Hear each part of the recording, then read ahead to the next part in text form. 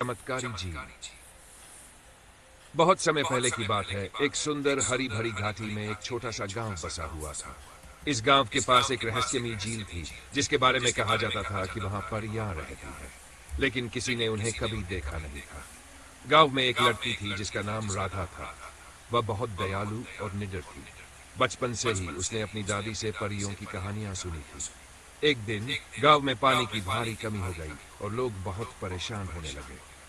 राधा ने सुना कि जादुई झील का पानी कभी सूखता नहीं है, इसलिए उसने झील तक जाने का निश्चय किया। रात के समय जब चांदनी झील के पानी पर चमक रही थी, राधा झील के किनारे पहुंची। अचानक झील में हलचल हुई और एक सुनहरी रोशनी चमकी। धीरे धीरे तीन सुंदर परियां झील से बाहर आईं।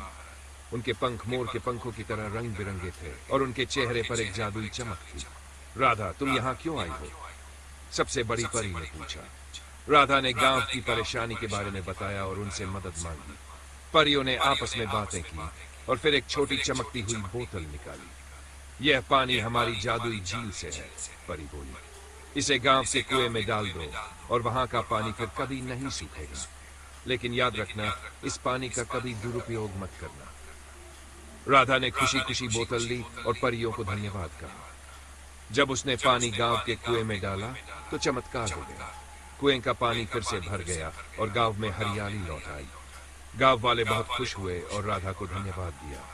लेकिन राधा जानती थी कि यह सब परियों की दया का परिणाम था। उसने उस रहस्यमयी झील का राज किसी को नहीं बताया ताकि परियां सुरक्षित रह सकें।